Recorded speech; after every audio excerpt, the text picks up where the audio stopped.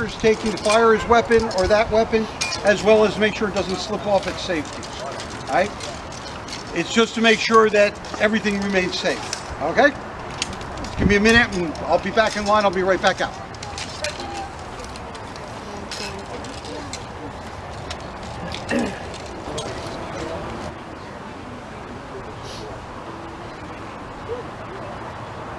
Now, firing it to the ground from the right. Commence firing.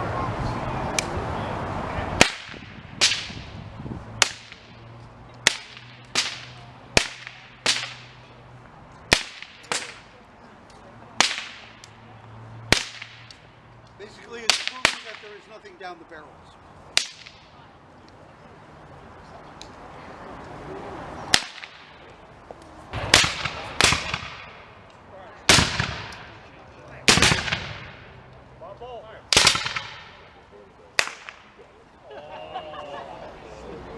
My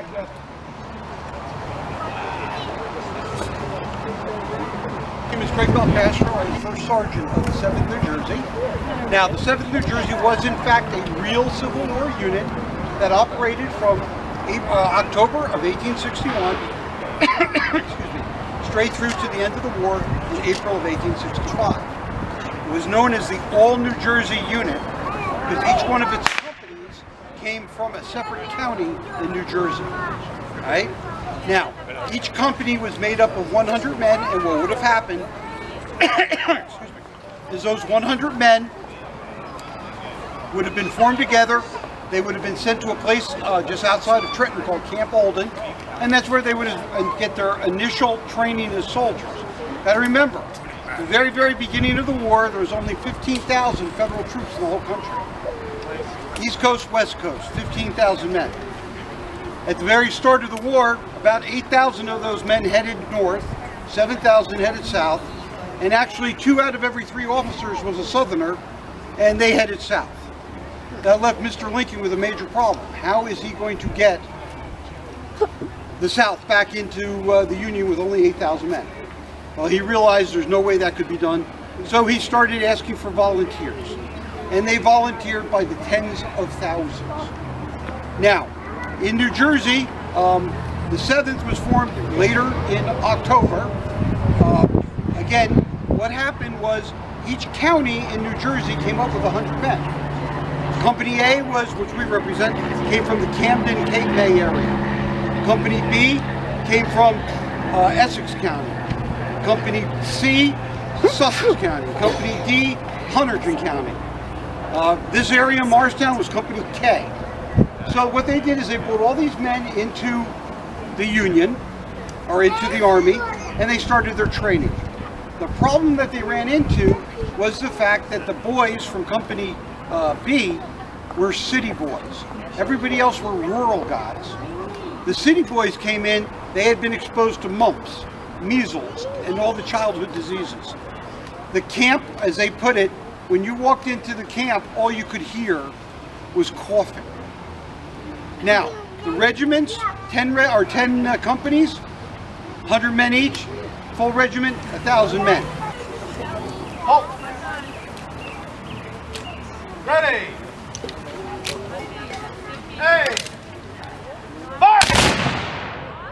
Shoulder, arms. Shoulder, arms. Load! Okay, now they're just going to load as quickly as they can. The next demonstration is going to be firing by file. Now the problem when you see that, firing by company, it looks really good, except for nobody has a loaded weapon now. So I don't know how fast you can run, but I'm sure if somebody is loading their musket in front of you, I could run fast too, right? So that meant nobody was loaded. What they would do then is they would use fire by file. So that what they'll do is they will fire 2 men down the line and should roll almost like a machine gun. Ba-boom, ba-boom, ba-boom, ba-boom.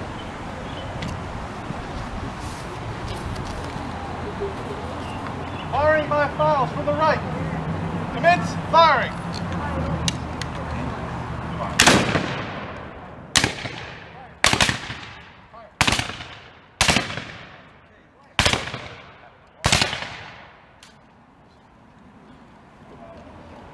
right. As you can see, just think of if it was 50 men and be boom, boom, boom, boom, boom, boom, all the way down the line. Now, what they would have been instructed to do is immediately upon firing, they would have started to reload. And then they would have been firing at will.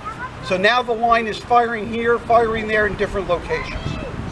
All right? I don't know if you have anybody that wants to do a firing by wheeling.